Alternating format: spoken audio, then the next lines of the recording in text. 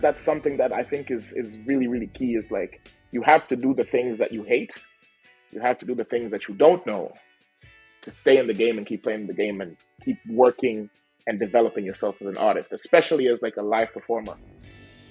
My biggest thing is just to get your feet wet. Get your feet wet with the things that you don't like. Get your feet wet with the things that challenge you. And at the end of it, you don't lose. Like time is gonna pass anyway. You can't lose. If you take the time to learn something new, to develop your craft, you can't lose. I'm going to dispel every myth that you have to strictly sing Swahili or strictly sing English to do this or that. And that's my thing. I want kids that are looking. If a kid is looking at me from Tanzania and being like, "Oh, I have to sing," it's like, no, you don't. Just create, right? Like I want to be that guy who, you see that guy? He did it his own way. That's what I try to be. You try to leave the world a little bit better than how you found it. Like be a beacon for people. Be something people can look up to and be like, "Yo, that guy really did that."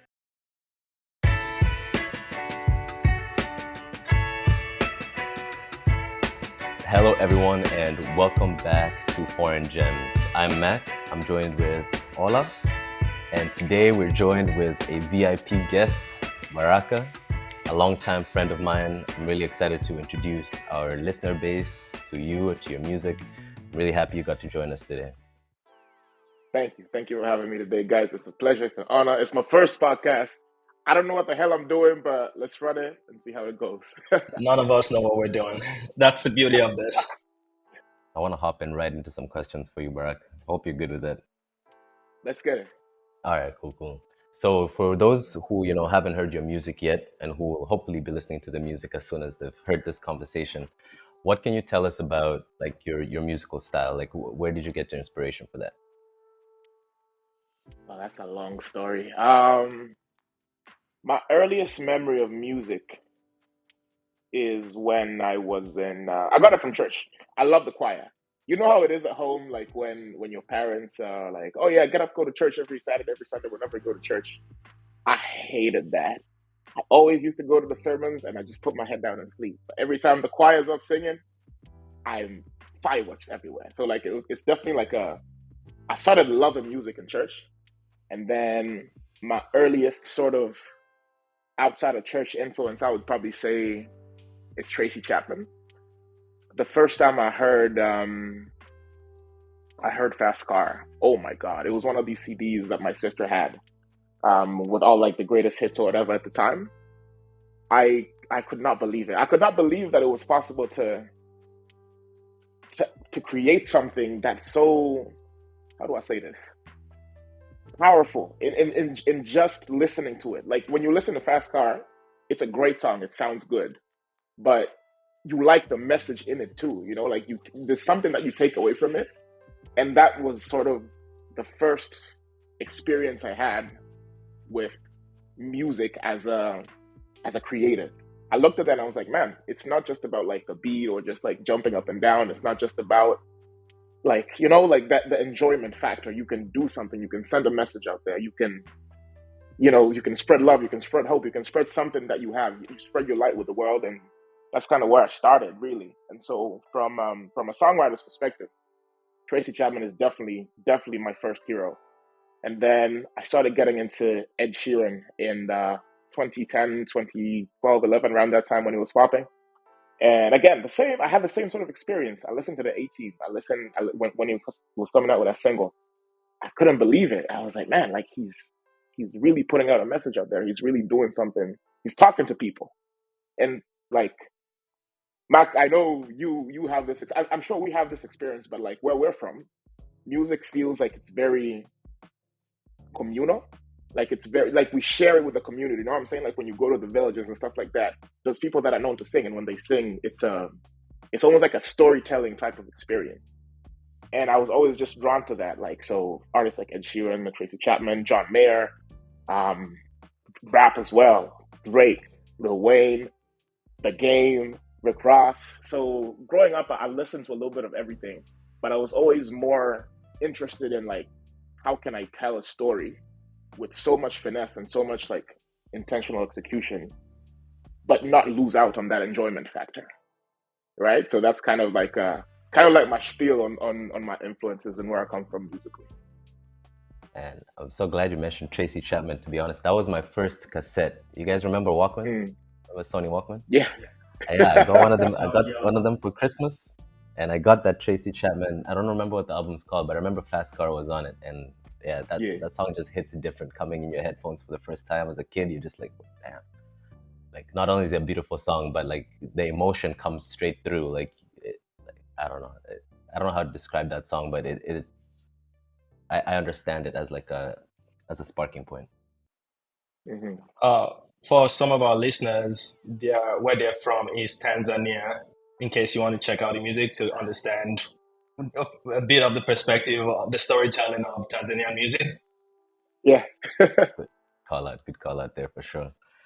Okay, so you're listening to these people, you're Mm. loving the music, you're starting to understand the power that music can have.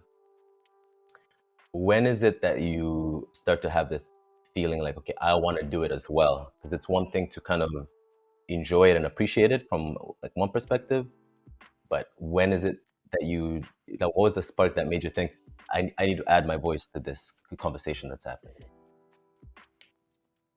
You don't know something real funny? I never really, I sang in choir a little bit, but I never really thought myself to be a singer. Like, would always sing in church and stuff like that, and at home, in the shower, whatever. Like, I did it when I was younger, but when I got my first guitar, I was 14. I think it was 2010, 2011, around that time. It's actually a funny story because I asked my dad for an Xbox, and I was already like a PlayStation boy at that point, but I wanted to see what's this Xbox, what's it about. So I told my dad, Dad, I want an Xbox. And he was like, nah, it's just gonna make you dumb, bro. Like, I'm not gonna get you another gaming console for you to sit in front of the TV for hours and just like be a little shit. And so he went on a business trip and he came home with this guitar. And I opened the bag. I was so excited. I was like, man, I've never seen one. I'd never held one. I'd never seen one like in front of me. I'd always see it on TV and whatever. But I never held one, never touched it, never knew the weight of it, the feeling of it, anything. I had nothing, no knowledge of guitar, zero. And the moment that I opened that zipper and I saw it, it almost felt like, that moment in like a cartoon where like the clouds open up. It's like, ah, that was it. I looked at it and it was beautiful, and I just wanted to learn how to play it. Specifically, if I'm being completely honest with you guys, I wanted to learn how to play it because I wanted to get girls' attention. I wanted to impress some girls. What girl doesn't like a guy that plays guitar and sings, right? So that's kind of where it started. Cheat code. And cheat code. That's kind of where it started. It started there. And I remember the first couple songs I learned "Hero" by Enrique. Very key in the game. Learn the song. I learned "Hero" and I learned the 18, and I learned "Fast Car" as well. And this was all through YouTube. So I've never had any like real music training. I've just like Googled chords, seen like all these instructional videos, which is fantastic. The times that we live in, you can just open a computer and honestly make yourself a professional at something. And yeah, somewhere along the way, I fell in love with it. It stopped being about getting girls' attention. It stopped being about looking cool. I was just like, man, I can do what Tracy Chapman does. I can play the same chord. It's the same chords. It's the same notes. That yes, you need that experience. You need that practice. You need that training. Yes, but I was like, man, if I do this, if I take it seriously, I've played to people around. I've played to my friends. People would gather around and listen to me play. I'm like, there's something to be said here. Like people are taking this like seriously. People are looking at me like, yo, you have something about you. And at the time, now I look at myself then, I'm like, okay, you were definitely just a beginner. You just look cool doing it and you did it. Not many people did it. But it was definitely in that moment where I got that sort of energy from people. Not even necessarily just like validation. Validation isn't the right word. I wouldn't say it is. But it's more of like that appreciation when you sing a song and you see the way someone reacts to it emotionally. Or you tell them, hey, I wrote this song. Or you write a song for somebody. God knows I've written way too many songs about girls. And the way that they express themselves You know what I'm saying? Like to me, that level of appreciation, that engagement that you get, oh, this is something that somebody's going to remember, something that somebody's gonna take with them, and they're gonna have it with them for a long time, and it's gonna mean something to them in some way or shape or form. I think it was in that moment I was like, man, I like the arts. I love music. I love writing. I love playing. I love everything to do with guitar and music. And so that's kind of when I started. And it became clear that that's really what I wanted to do. So I would say like maybe I was 16, 17 at the time. And that just became so clear. I'd already been playing for a couple of years. I knew my way around a few cowboy chords, as we call them. And I just kept playing and playing and playing and playing. And I just wanted to keep doing it. And so I just took it a day at a time. And the journey continued from there. So, right now, where are you? Right now, I'm in St. John's, Newfoundland. I moved here in 2015, and I met Mac in Newfoundland in school at Memorial. I did the commerce program, and yeah, I graduated that in 2020. Now I'm just in Newfoundland. I do work a 9 to 5 because the music is not at that point yet where it's like fully covering everything. But yeah, on the side, on the weekends, it's pretty much all I do. I play music, I play gigs here in St. John's, around town. Recently put out the EP voicemail, which was it took a while to put that together, but I'm grateful that it came out. And yeah, man, I'm just grateful to be here. Grateful to take it a day at a time, and appreciate everything as it comes. We have a lot of questions around the EP where we'll talk on later. The reason why I asked was I was just wondering because as an international student, it takes a lot of motivation to keep going, to keep studying. So if you already knew you had a passion for music at 16, how were you able to keep going to class, to keep the motivation to survive in a foreign place? Hmm. Um, here's the thing. So when I was going into university, I I told my parents that I wanted to study music. If I would have had my way, I 100% would have done music production, something along those lines. It didn't happen because African parents. I'm sure you guys can understand. Yeah. and I'd grown up in a home where my dad is an accountant, my brother's an accountant, and so I was like, "Ah, great, I'll just do accounting." I was kind of like edging towards it in high school. That's kind of what I chose to pay attention to. So I did understand, and this is something that I think is me personally. It took a long time to even to forgive my parents, right? Because it's not my fault that I love music. It just so happened that I have an inclination to it. Like I didn't choose this. Like I just picked it up and loved it, and I can do it, and I want to do it, and it's a viable career. You can do it, but I can also understand their concern in that to make sure that I had that safety net. You know, the old safety net that everybody talks about. You need to have it, your passion and all that. So I definitely I got it, but I wished that they supported my dreams more than like deterring me from it because they don't really want me to be a musician. Even to this day, like we still have those conversations and they're like, well, why don't you just like get a master's, get a PhD? I'm like, I don't like this is it. Like I want to do this and I'm just going my path that way. So going through school, you just have to, depending on your own situation, of course, you just have to understand that time is going to pass anyway, right? Like you're gonna go through a first year, second year, third year, fourth year, fifth year. However long it takes you to go through school, time is gonna pass anyway. You're going to spend that money, you're going to pay that tuition, you're going to put yourself through those hours of lectures and whatever. You're going to have responsibilities that you're gonna need to take care of. And it's in your best interest to see that through because it's not just I love music, but I'm not gonna sit here and say that I regret studying business. I love that I did that because it's allowed me now where I am to have that safety net and still manage to pay my bills and progress my career and be a professional. But at the same time, I have the capability to build what I love and build it slowly. There's this there's almost this vibe that you have to rush through things, you have to And this was my frame of thinking. I wanted to study music. I wanted to do this, wanted to do that. Like, oh, I wanted all my life to be about music, and that would have been ideal. But you're not always going to be dealt those cards. Sometimes you just have to do the homework first. Sometimes you just have to get the degree first. 5 years from now, you're going to be however old you're going to be, and you're going to have the opportunity to start. So my thing that I'm always going to tell people is like, don't look at school. If you don't want to do school, you're a creative person, you're going to get out there and do something that is non-conventional. Don't look at where you're at right now and say, this is not a situation that is ideal for me. It's not the situation that I would have like loved to be in because I would see my life to be this way. I can understand the frustration, but it's in your best interest to make the most of your situation. If you're in school, go to class, do your homework, do what you got to do, get those grades. You don't know what those doors are going to open. And I can tell you right now that even going through school, there was those opportunities to perform at certain places for coworkers. Like you get those networking opportunities that'll open doors for you.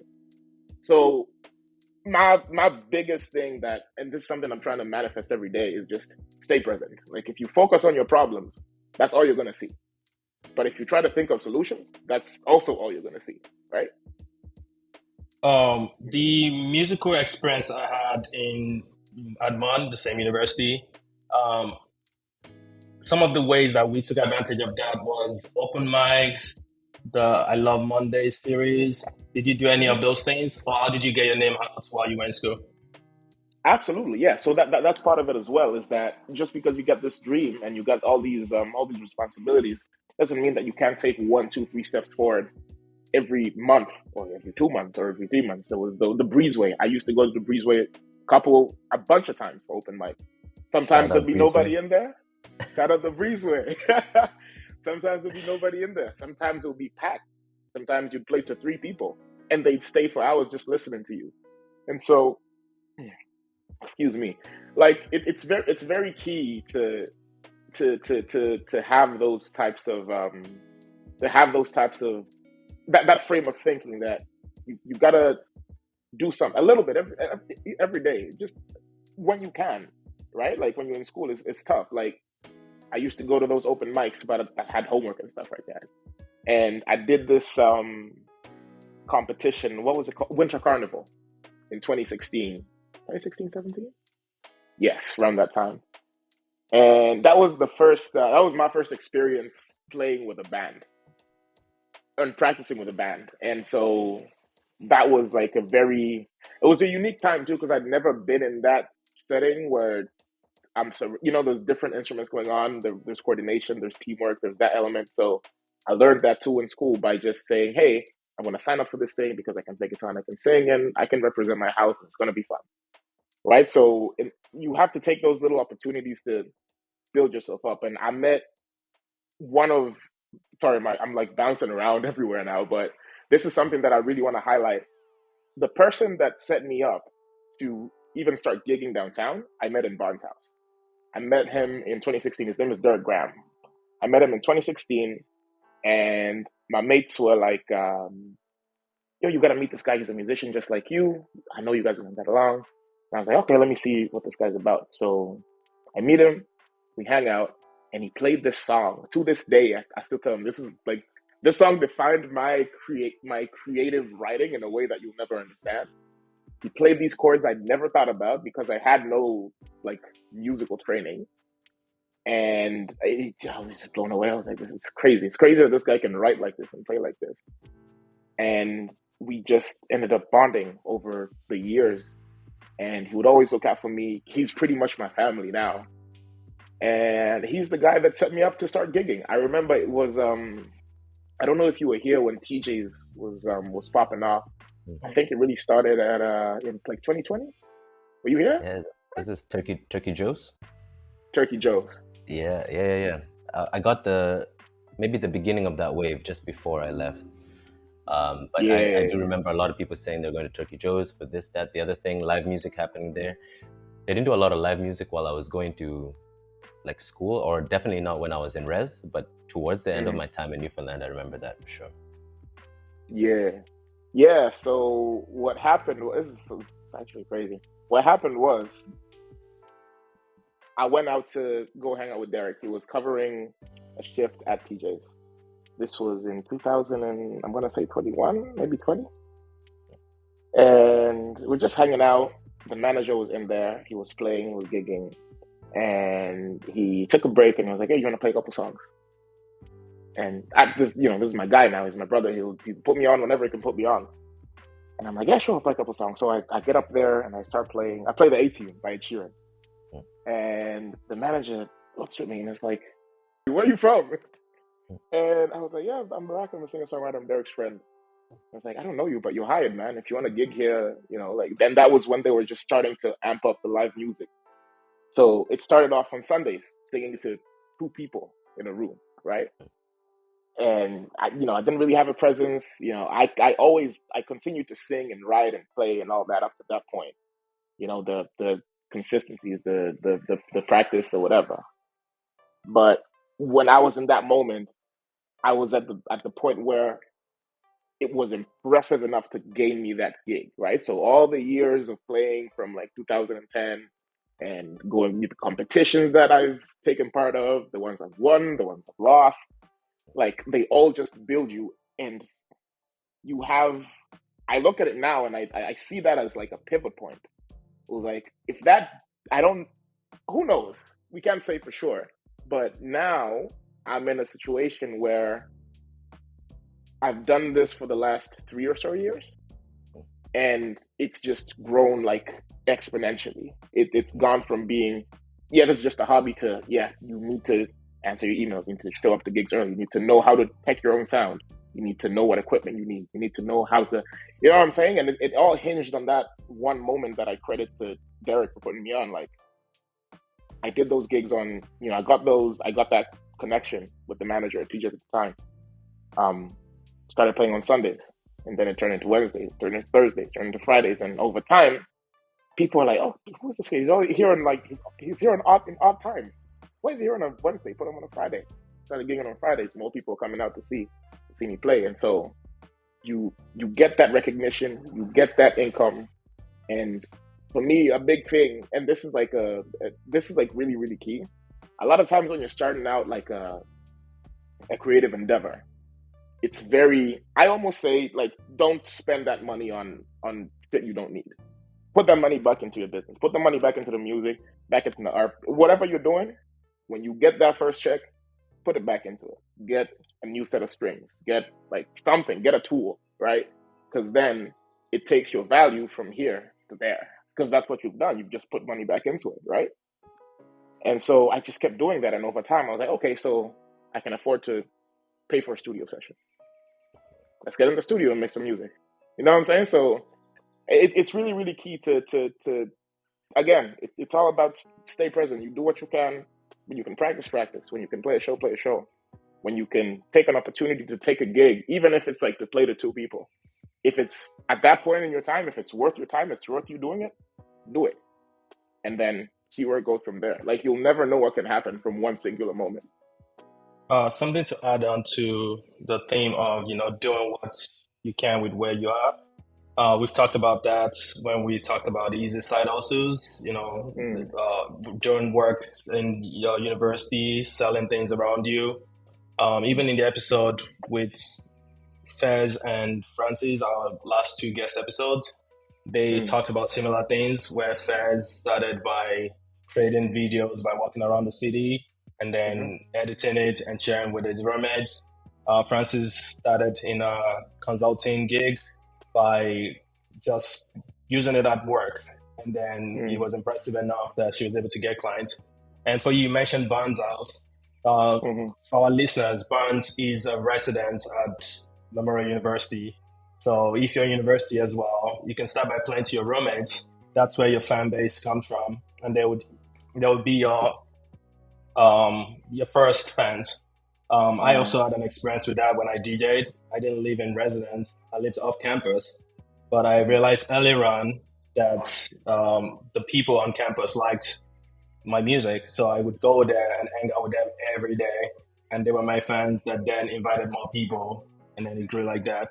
And I see that parallel across many fields. So this is not just for music. start with the people who give you the benefit of doubt.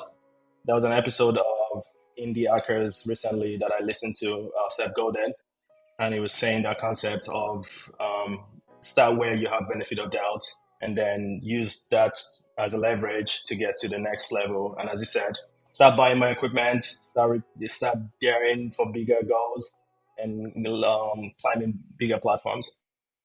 It's a lot like going to the gym. Like whatever you do is a lot like going to the gym. Like you can't just go in there for one day, eat 4 eggs in the morning, and you think you're gonna look like Rambo. No, like it doesn't work Really? like that, right? It doesn't work like that. You gotta like do it 3 times a week, every week for 20 weeks, 50 weeks, 60, 120 weeks. You know what I'm saying? So it's very much like that, and you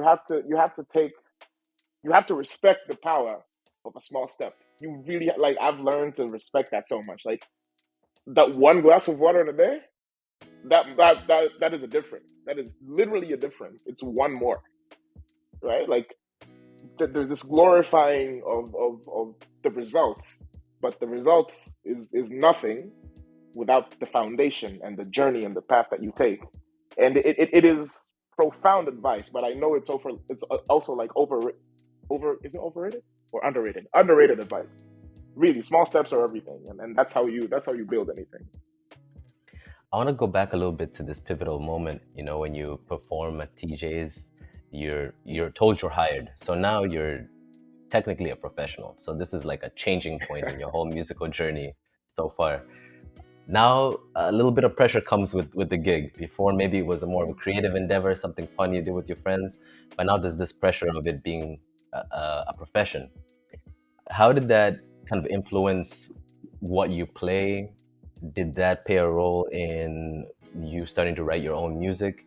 How did your music journey change as a result of you now becoming a professional? Mm, the first thing that sticks out to me when I became a professional, as you said, is to do the shit that I didn't either know or not like to do. So growing up, I didn't really have a lot of gear. I actually only recently bought my first amp. It's like a little it's an acoustic Fender Go amp. And something that me personally, it's the first thing I became very conscious about is how to work the soundboard, how to EQ your own vocals, how to EQ the guitar, what these things meant. I did not know what an EQ. I was every day I would be like, what is an EQ, and just not really get it. And so now you're in a setting where like, okay, it matters. You need to have a certain level of low because the room is a certain way. You need to have your highs a certain place, your mids a certain place, and you need to understand how the reverb is going to work, how it's going to, you know what I'm saying? Like you need to have that know-how, and it boils down to it wasn't a question of talent at that point. It was a question of okay, so you're good enough to get your foot in. Now to stay in, you have to keep growing. You can't even just be at the same place. Like once you get your foot in the door, that's really the beginning. Like you're not there yet. And so it was in learning those things that I either didn't know about, didn't have the discipline for. I did not have the discipline to learn how to mix a soundboard because to me, it was like guitar and then sing and play and write. I'd never had the need to know how to do all that other stuff myself because on these competitions, in these venues, you'd have people do it. There'd be people that would do it for you. And there's no real need for you to, it's not your thing. So, like, why would you know how to do that? And where I wasn't exposed to like that much gear, I only had a guitar and pen and paper, really, bro. Like, up to a certain point, I just didn't know how to do it. And so, that's something that I think is really really key. Is like you have to do the things that you hate.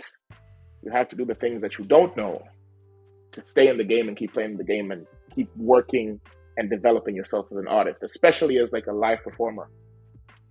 Because I'm thinking like I did a show yesterday and I got there and the speakers weren't working. And I think back to the version of me in 2020, I would have just froze. But yesterday I was like, okay, cool. I'm just gonna root things through my amp until I can get some help with these speakers because they're not mine. I've done everything I can logically, and they just don't work. It's terrible. But I put the investment. I have an amp, wrote everything through the little thing, and it works. It works for what it is. You do it professionally, right? But you're not gonna get to that level if you don't do those little things that you don't like to do or you don't know how to do. So the little details become very key when you get your foot in the door. And in terms of defining my content, in terms of like my performance and stuff, I got really obsessed with the discipline to practice. Practice those hard songs. Practice those.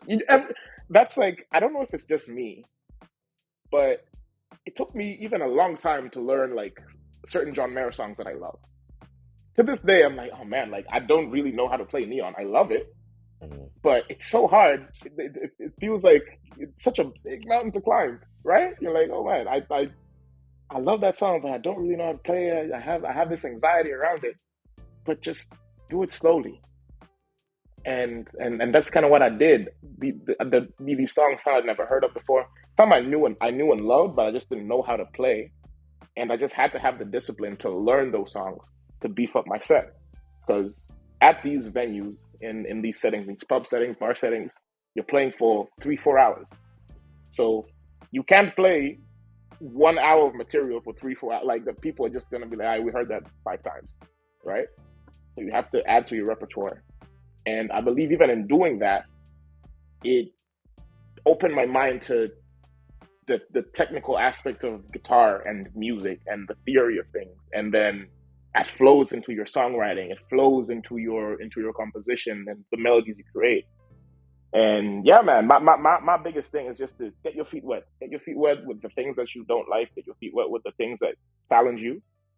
And at the end of it, you don't lose. Like time is gonna pass anyway. You can't lose. If you take the time to learn something new, to develop your craft, you can't lose. I have two questions to follow up on that. You, at the beginning of this interview or talk, you mentioned Tracy Chapman, and just then you Mm-hmm. mentioned John Mayer. Mm-hmm. Without you mentioning those names, when I was listening to your EP earlier on, I could hear those influences. And it's clear that you have a very strong folk alternative influence. Like I also know one of the songs. I think the last track 5 was more R&B. Like, Mm-hmm. what are your musical influences? What's your style? How would you define yourself as a musician? Because some of it is obvious to the listeners, but I'm sure there are some surprises there that we. Yeah, man. John Mayer is definitely one of my heroes in terms of music.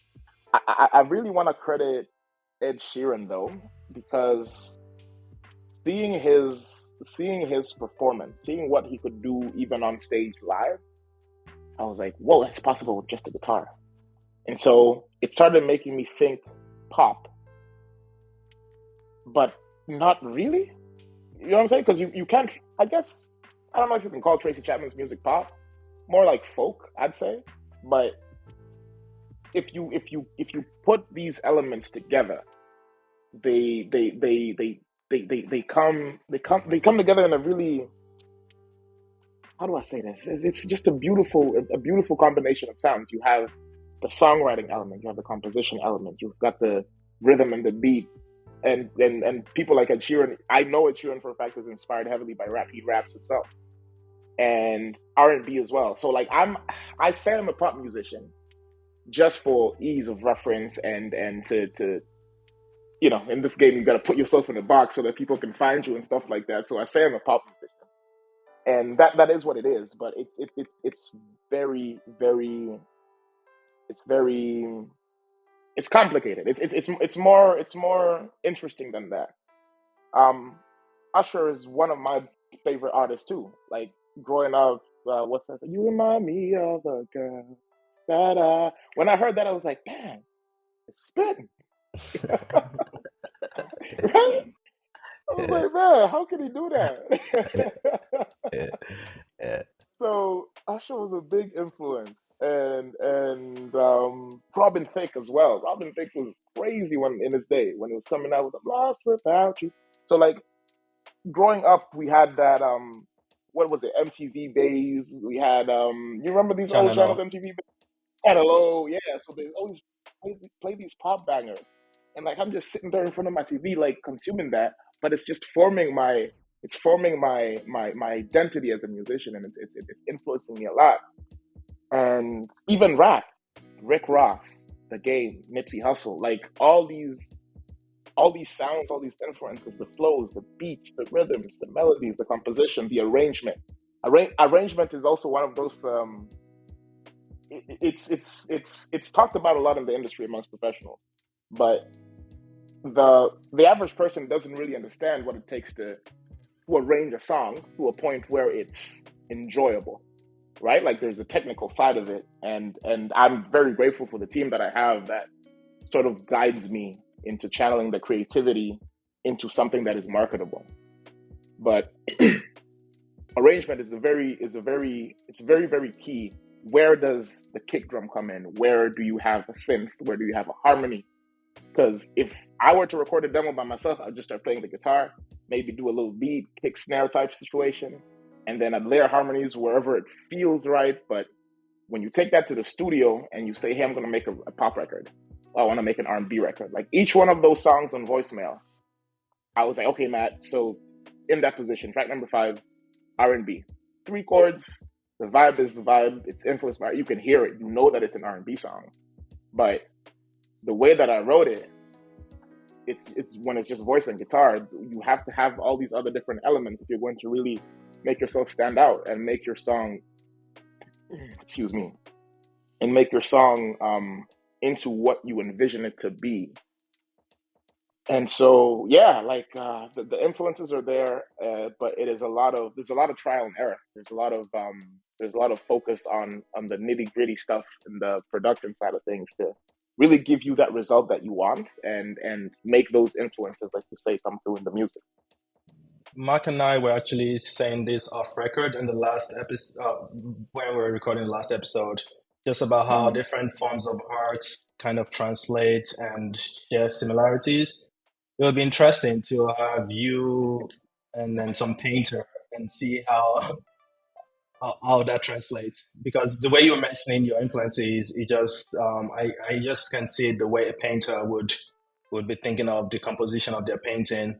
Like Mm. this is what I'm trying to create, but how do I create it with paint that I have and still pass on the exact same feeling and vision that I have? So you're trying Hmm. to create R&B, but you have like folk instruments. How do you do that? Hmm. Hmm. Exactly, and that's exactly what it is, right? Like music is it's very much like painting, and like the 12 musical notes are your palette, right? You can do whatever you want with them. You can mix it however you want, but you know the stuff that you like, and this is kind of like I'm gonna say 99.9% of musicians make the music that they like, right? And the stuff that you like is influences. Like there's no way about it. We all have people we look up to, like I want to play like this person, I want to sing like this person, right? And so the paint is there, the 12 musical notes are there, and you have this reference, you have these reference points where like, okay, so John Mayer plays it like this, or he has this inversion in a certain place, or his bridges sound like this. Oh, Tracy Chapman, yeah, her writing is like this. Ed Sheeran, the beat, the rhythm is like this. So you layer the things that you like, you layer the things that make you feel like you're emulating your idols. And that's really, really key. Like people talk about it's not copying, it's emulating. You look at somebody that you respect and you like, and you're like, yo, I'm gonna do that my own way though. I'm gonna take some from your book. I'm gonna rip a page off and I'm gonna use it, and I'm gonna, like you say, paint a different type of painting with the same colors that you're given. So that's how it normally is. Yeah. I think Mark had some other questions about influences we talked about before. Hmm. Yeah, and now that we've hopped into talking about voicemail EP, I think we should switch gears. I want to ask you a couple questions about that specifically. Yeah. So, first of all, when did the idea for voicemail EP first come to you? And then how did you put together a team to produce it at such a high level? Like you listen to this music and you're like, man, Baraka's an artist like anybody, like anyone else. But you came from, just you, your voice, the guitar. So how did you make that leap into like production-worthy music? And what was kind of the inspiration behind that?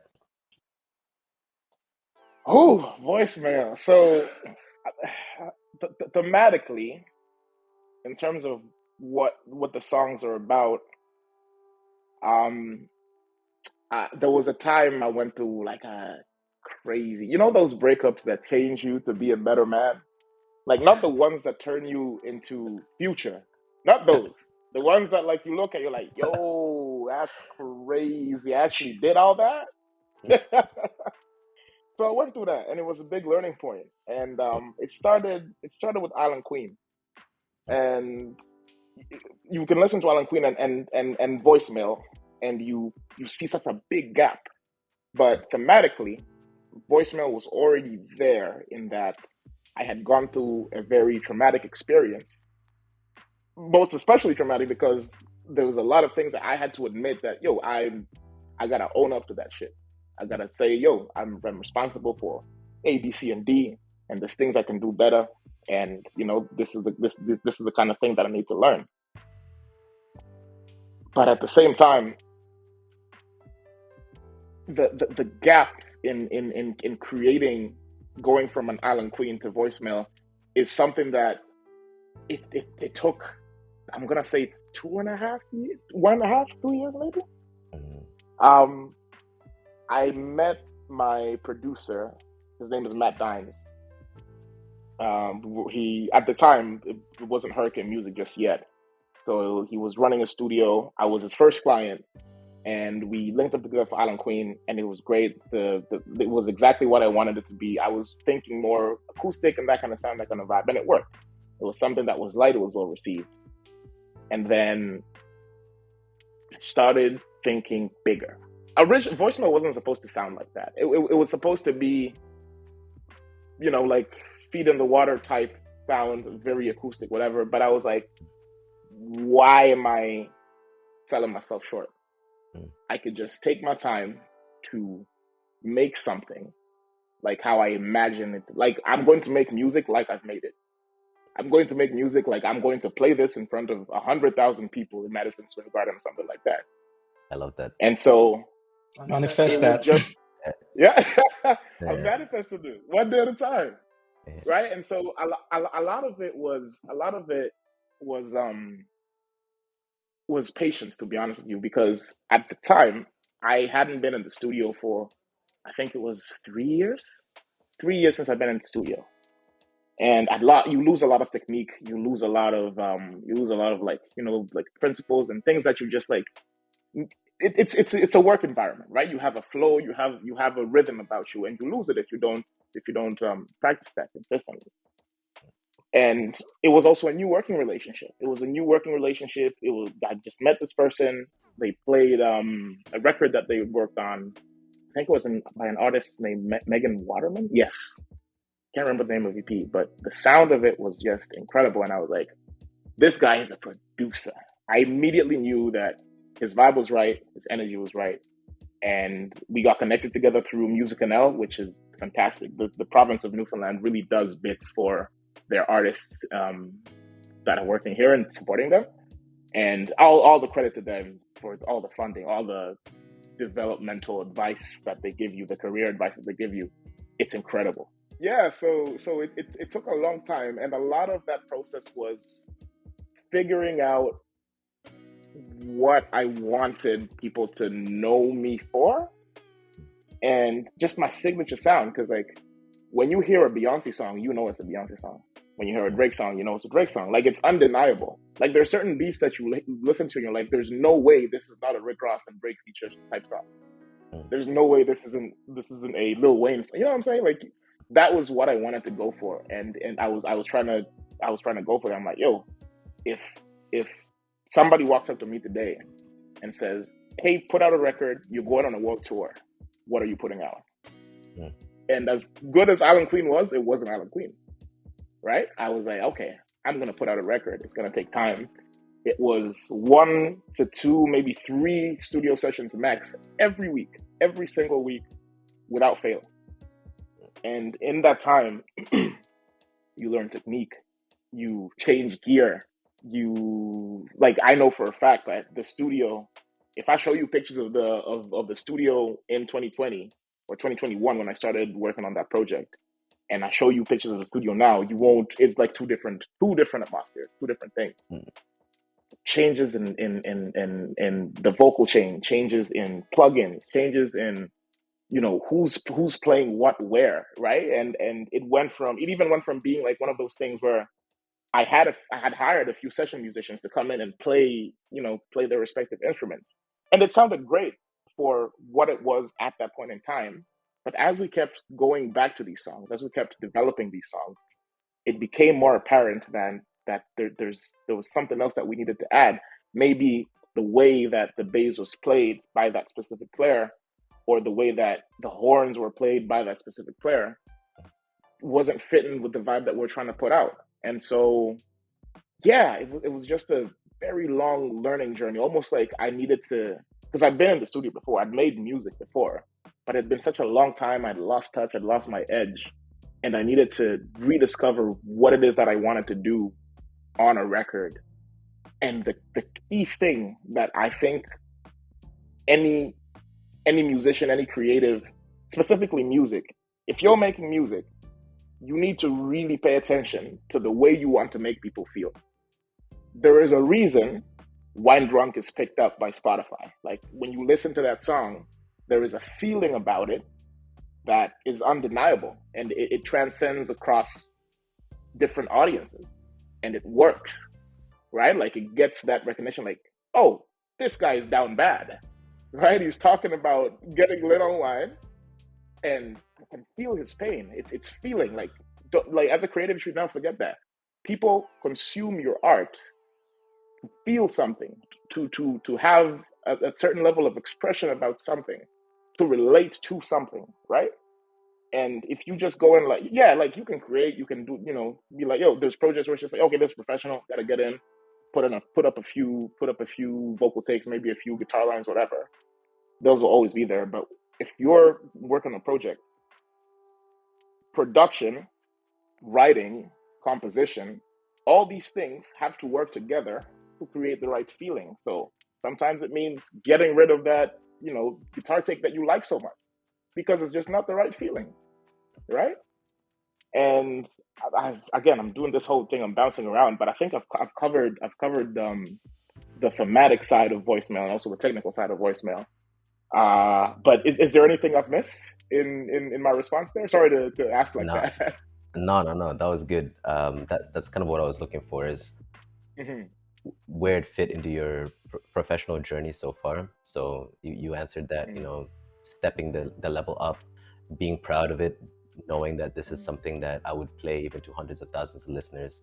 So that's like a Hmm. step up in your own standards for your music, which I really appreciate. And something I think all of us can take away from is like Hmm. put everything out as if you're going to be putting it out to the masses, that like the end goal, like like all of your eggs in these baskets of whatever it is that you're producing.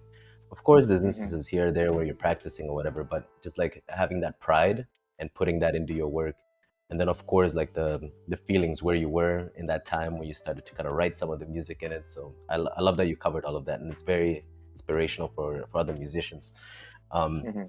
One of my favorite songs, I just wanted to share it on the pod, is I Will Be There. I think it's a very Yeah. uplifting song. I guarantee people hear this song, they're like, this is my wedding song.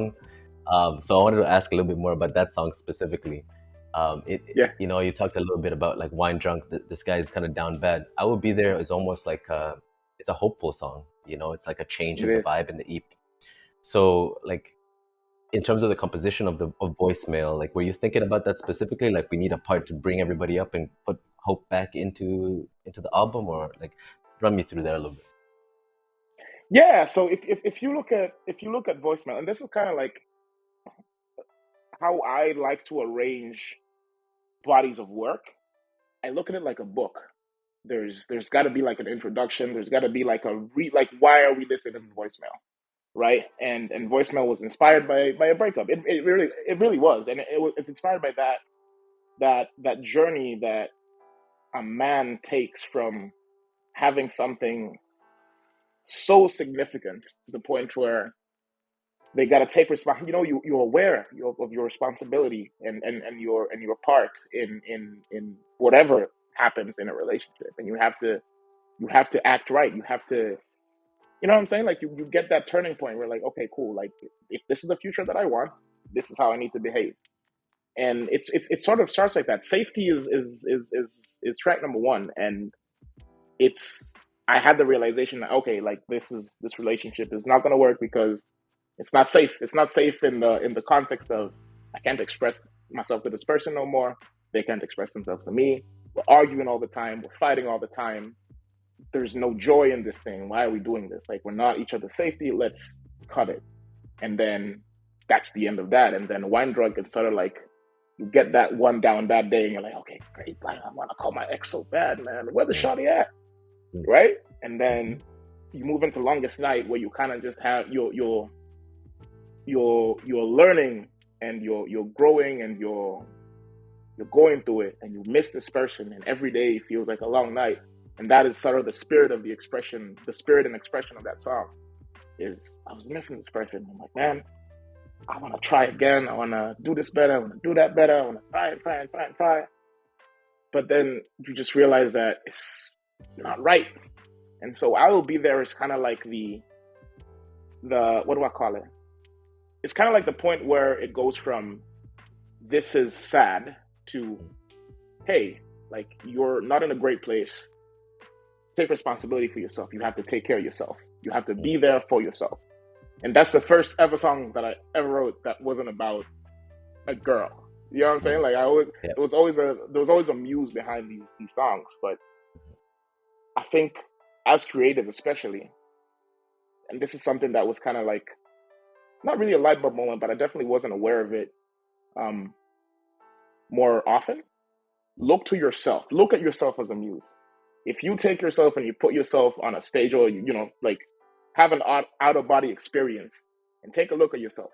Look at your mental health. Look at your physical health. Look at your spiritual health. Look at your financial health. How can you look at all these different pillars and say, I need to be there for myself this way in terms of my mental?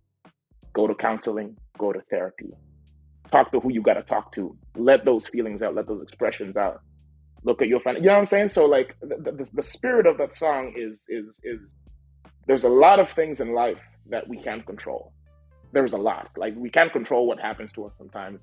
We can't control the people that we come across. We can't control the people that we fall in love with. But you can, if you're not in a good situation, there is only one person that you can rely on with 100% certainty that they will do something that is in your benefit, and that's yourself. All the time, undoubtedly. Every other person can flake on you. Everybody can flake on you. I don't care. It could be your own mother. They can flake on you. But if you have yourself and you do these little things for yourself and you say, I'm going to wake up today and I'm going to walk from here to there and back 3 times and call it a workout. And you do it a 4th time the next day and the 5th time. You know what I'm saying? Like you do those little things to build yourself up. And that's the spirit of I Will Be There. And then In That Position was kind of like one of those songs that was like, all right, let me do this because I want to show how versatile I can really be as an artist. Because it's completely different from every other track. And that's sort of like the long and short of the themes and the stories behind it of Voicemail. And I Will Be There is definitely the one that is I call it a pivot song where like it goes from one theme to another. It's interesting though that you said how Be There was actually about being there for yourself. Because when Mark and I discussed that earlier, we thought it was about being there for one another. Yeah. So yes. I like that twist. Yeah. And yeah, the way you described it just now too now gives me a thought, it almost resonates a little bit. You know, with Flowers, Miley Cyrus. You know, where it's like it's self-empowerment. Like you got you. now I'm thinking about the song lyrics in a different way. Because, like, to me, when I heard "I Will Be There," it was straight up a wedding song. I'm like, this is about a promise to one another. But this is almost like a promise to yourself, which gives me another layer to it. When I listen again, I'll think about that. That's a beautiful thing. That's a beautiful thing about music. It's a beautiful thing about music, man, is that the way I intended it to be taken in is not the way that people are gonna take it in, right? Like I have a certain message I'm trying to put out, and it's still along the same lines, but you miss it because Yeah, I don't specifically say I'm talking to myself, but I'm talking to myself with that song. You know what I'm saying? Like I had days where I didn't want to get out of my room. I wasn't. My phone was just constantly on D&D. Nobody could reach me, yeah, and yeah, that's how it is, man. Like yes, being there for your friends and the people you love is very very key. But also, you can't do that if you're not there for yourself, yeah. You right? can't pour from an empty cup. All I mentioned that a little Yeah. bit in a episode we did before. I Yeah. have a quick follow up question while we're on this because you mentioned how deliberate voicemail was, and like there's this journey that goes through. There's a lot of thought put into what songs you're like were in the final release. So there's also going to be a lot of deliberate action when it comes to the content of the songs. So I say all that Mm. to say you have Swahili in your songs. How is that resonating with crowds in Newfoundland? And like what role are the lyrics playing in kind of bridging the gap of your cultural background and the audience that you have right now? To be honest with you, Mac, I when I was learning my craft in most especially in Tanzania, a lot of the responses that you get when you're somebody like me who loves Trace Chapman, John Merritt here in like Western pop music is singing Swahili, imba Kiswahili. Like Mm-hmm. you're singing all this English stuff Mm-hmm. like with Tanzanians speaking Swahili, and then you turn on the radio and they're bumping Drake, Yeah. and I'm like, huh? What's up? Like what's Yeah. going on? Like I'm you, I'm one of you, and you're putting a wall up that Mm-hmm. doesn't need to be there. Like whether you know what I'm saying? Like it's one of those things that I looked at and like I'm going to dispel every myth, every stupid misconception that you have to be an African artist and sing and it's you know what I'm saying? Like I'm a musician. I'm an artist. Like the language that I use is relevant. And it's evident. Like people ask for safety. When I play these gigs, they're like, oh, can you play that song that has Swahili in it? We want to hear a little bit more. But you know what I'm saying? Like to me, writing and singing in Swahili is it's part of my identity. I'm Tanzanian, yes. But it was more to show people what is possible when you just create. Just create. Don't worry about like who's telling you to sing in what language. Just create. That is a pop song. It's a pop song that works in the West. It's a pop song that people ask for. It's a pop song that resonates with a lot of people. And like language is one of those things. It's like music transcends language. I have no clue what Burna Boy is talking about half the time. No idea. But I'm up there like, yeah, bro, yeah, yeah, Yeah. yeah, yeah. You know what I'm saying? So like I can do that too, but in my own way, right? And it's so key, like to embrace every part of your identity to drive value to your audience and your customers because it makes you so unique. And there shouldn't be like any deterrence to be one way or the other. Creation should just be creation.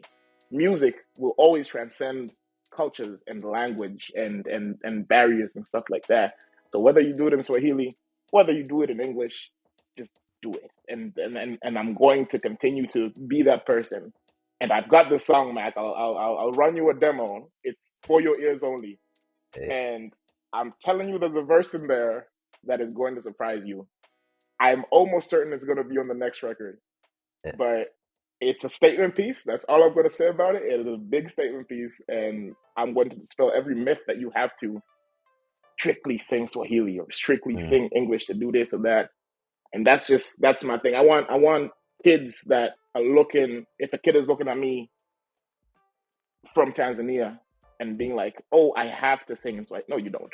Just create, right? Like I want to be that guy who you see that guy. He did it his own way. Mm. That's what I try to be. You try to leave the world a little bit better than how you found it. Like, be a beacon for people. Be something people can look up to and be like, yo, that guy really did that. And so that's how you build a legacy. That's how you build a sound like voicemail. That's how you take it a day at a time and hopefully conquer a lot. Speaking of legacy, Mm, it I love how you don't want to put yourself into a box in terms of your sound, in terms of the palette you work with. mm, But you also mentioned earlier on that artists like Beyonce, Drake, they have their signature. Like, what's mhm. your signature? What's your mission with your music? Like, what ties everything together? I'm I'm It's okay I'm if you don't have very one, by the way. say what? It's okay if you don't have one right now, by the way. I was just No, no, no, wondering. no. Yeah, no, no. I have a very clear mission, and it's very much it's African inspired. My philosophy of music is that music is for everybody. Music is for everybody. It doesn't matter what language it's in, where you're from, what you do, who you are. Music is for everybody, and that vibe of sort of like that village vibe of sort of sitting under a tree and sharing stories, passing on knowledge, passing on messages. That is my signature. I want people to hear my music and be drawn to it and just sit under that tree and listen to that story and take something from it. If I can give someone a message, any sort of message, like I put out, I will be there. You didn't take it the way I intended it to be taken, but it was something you listened to. You're like, I can play that at my wedding, right? Yeah. Same vibe. That's my mission. Like that is an honor to say that. That's a wedding song. You know how big an honor that is? If you're lucky, you get married once in your life, right? That's a Yeah. big honor. And so, I don't know. That's my mission, and it comes from that philosophy of togetherness. That Ubuntu, that Mhm. Ubuntu way of life, Ubuntu way of thinking. Because I am African. I'm from Tanzania. That's where I'm from. That's what we're about, and the world is just much better off together than apart. And I'm just hoping that will be my legacy by the time I say, "Hey, I'm hanging my boots up and put my guitar down," which is probably the day I die. And yeah, man, I hope I can just leave people with a message and leave them with something they can take with them for the rest of their lives. The same way that I have taken Fast Car by Tracy Chapman with me, and I will have that for the rest of my life. The I'll Be There story is actually a gem that I want people to be aware of. In one of the books we mentioned before about recruitment, A Creative Act, Mm, one of the things he mentioned is the greatest artists co-create with their audience. So they leave mm, enough room for the audience to add their own personality into their music. So that's what mm, happened with the I'll Be There record. Someone else might mm, listen to it and think of their deceased loved ones or something, and mm, they see them as their guiding angel or something. mm, Someone else mm, might see it as be there for yourself, as Max saw it, mm, be there for your lover. In a way, it's almost like I can't remember the ink blood test. Do you remember what it's called? I can't remember what it's called. Yeah. Where you Rorschach. see what you are. Yeah. Yeah. So, mm. so we know where Max at is at. Oh man, this is just a vibe that I heard, you know? This is what came across in my ears. I was like, oh, man, I can see people getting married to this, you know? That's what it is, man. And that's the thing, man. All the greatest songs in the world. Yeah, there's a specific story, but there is that room, however little or much of it is there, for the audience to listen to it and make up their own story in a way that is going to help them or benefit them or aid them in their enjoyment of the music. And that's very, very key. And I'm happy that I've had that experience. I feel you. I feel you. Thank you so much for taking us through voicemail and all of that. So for, fans old and new, what can they expect from you coming forward? You alluded to it a little bit. You're talking about demos of songs that might be coming out soon. Is there a new project that you're working on? What's next for Baraka? Let us know. What's next for Baraka right now? So I'm still in my campaign for voicemail, and I'm running that maybe for the next couple weeks here now. Uh, there's gonna be a lot of good stuff coming, a lot of good stuff in the kitchen for that. And right now, what I will say is that I'm really, really focused on collaborating with different producers, different writers, different artists, because again, it goes back to that philosophy of mine, is Ubuntu, further together, right? And I want to do that in my workflow. I want to express that in my being a professional, and we can only benefit from helping each other. We can only benefit from working together. So that's going to be a big focus. And to allude to it and what it might be thematically, think I think it's going to be the journey of being a man. That's what I'm edging towards right Okay. now, and that's the first time I've publicly said it. But I'm You in heard it that here phase in my first. life right now. That's what's up, man. Foreign Gems podcast. You heard it. Foreign You heard Gems it here Pod. first. Yeah, I'm in that point in my life right now where I'm not taking any bullshit, and I'm fully responsible for my life and the decisions that I make. And there's a lot of lessons that I've learned along the way, um, through work, through relationships, through the streets, through anything. And it's just that journey and growing up and getting to that point where, like, okay, you need to have your ducks in a row and your shit in order. And yeah, there's a lot of music coming out. There's a lot of writing, a lot of ideas. I'm always bouncing around. A lot of collaborations, like I said. I had a session with a really, really crazy producer. His name is Daniel Adams. He's got credits with Kelly Loader, who is a massive Newfoundland artist here. And yeah, oh my God, it's looking nice. It's looking great, and I can't wait to put out what's coming. I cannot wait. I love it. I love it. Yeah, we're all getting excited. We're all happy. We can't wait to hear some, other styles that you got as well, and also, of course, watch you develop as an artist. I love the Mm, theme of the next, like whether it's project or the next few songs that are coming out. I think it's very timely, especially like all of us are around the same age, and this is where we kind of mm, have to start, leaving boyhood behind. Like it's time now to like take accountability for your actions, and this is like your life is the direct result of the decisions that you made in the past. And I love that you're putting out a record that kind exactly. of summarizes this experience for everyone, really. Hmm. Can't wait to hear it, man. Exactly. And yeah, run me that demo. I want to hear it. I'll message it to you real quick, bro. I love it. I love it. Ola, you got any questions for our man Baraka? Oh, I have a lot of questions, but as usual, we try to keep it to one focus. But I have other questions for you that we'll talk about later. I cannot wait to hop on another episode if you guys will have me. It's been awesome. It's been great to talk to you, especially back not playing Apex and screaming out he's won. It's been great to meet Thank you you, as man. well, Ola. I had a lot of fun, and I'm definitely looking forward to the next experience. Likewise. Uh, See you next time, James. That's what we call our people, right? The gems. We'll call them gems. That's it. Yeah, That's a got the hashtag gems. right there.